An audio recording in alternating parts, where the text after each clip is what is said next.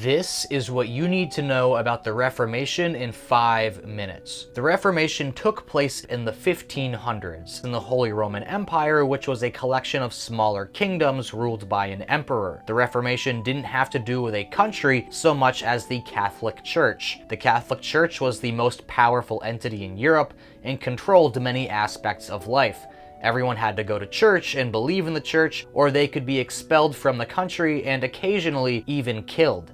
The church acted as a middleman between the average person and God, so people had to go to church and listen to the priests read from the Bible. Everything was in Latin, including the Bible, and no one really knew if the priests were just making stuff up. Around the 1500s, the church had become quite corrupt. Lots of things were wrong, but the most important thing for this video were indulgences.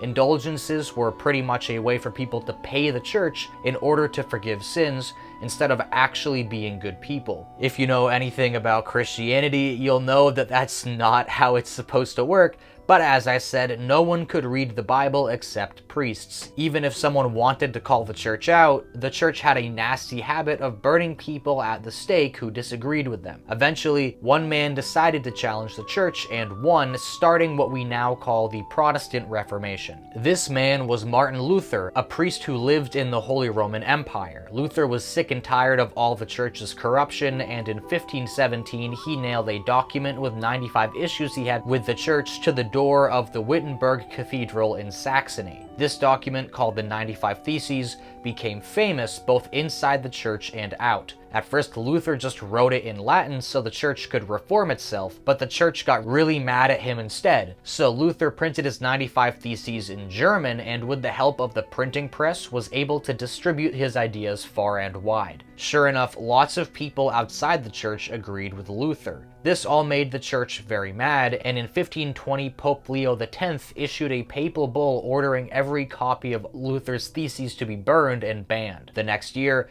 the Emperor of the Holy Roman Empire, Charles V, decided to hold a trial for Luther. The Diet of Worms, as it was called, decided that Luther was a heretic and tried to even prevent him from speaking in his own defense. Before he was officially labeled a heretic, though, Luther left for home and was kidnapped along the way. His kidnapper was Frederick the Wise, a Saxon noble who agreed with Martin Luther and decided to shelter him from the church. Luther laid low for a few months before he got bored and publicly burned the papal bull that the Pope had issued the year before.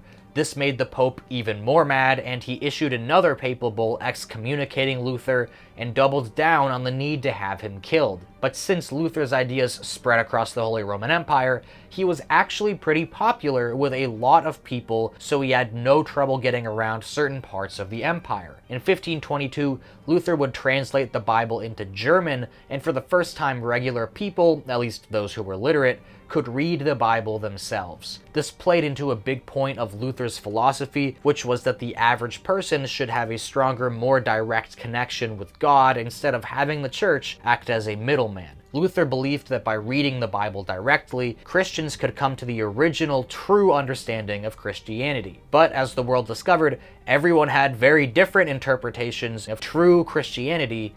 Notably, Luther never actually intended to create a new church, but just to reform the Catholic institution. But things weren't happily ever after yet. Across the empire, Lutherans and Catholics fought and killed each other. The Catholics thought the Lutherans were heretics who should be killed, while the Lutherans thought the same of the Catholics. Neither side believed in religious tolerance, and a radical Reformation took place where Protestants tried to overthrow the Catholics. This eventually led to a peasant revolt in 1524 where hundreds of thousands of people died. Luther, for his part, condemned the violence. While Lutheranism spread across the Holy Roman Empire, other religious movements in Europe were inspired and gained steam as well. These movements, collectively called Protestantism, weakened the church even more. Calvinism sprang up in Switzerland in 1519, preaching an idea of predetermination.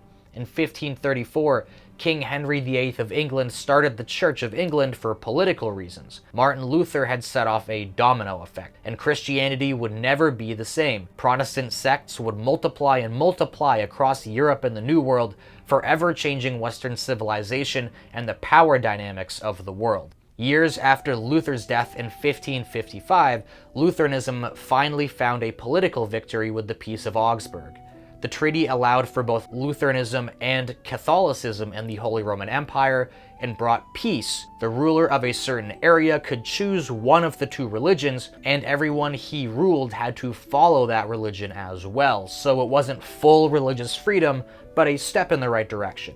While many nobles converted to Lutheranism for religious reasons, many others converted because it meant that all the land and money that the church controlled in their kingdom all of a sudden went to them, making those nobles richer and more powerful as well. The Protestant Reformation was one of the most important events in world history. The Reformation broke the Catholic Church's monopoly on religious power in Central and Western Europe, while also opening the door for more religious freedom and a massive variety of interpretations of Christianity that would evolve over the centuries. It changed the Catholics, who took on their own counter-reformation to better themselves, and even led to one of the bloodiest wars in history.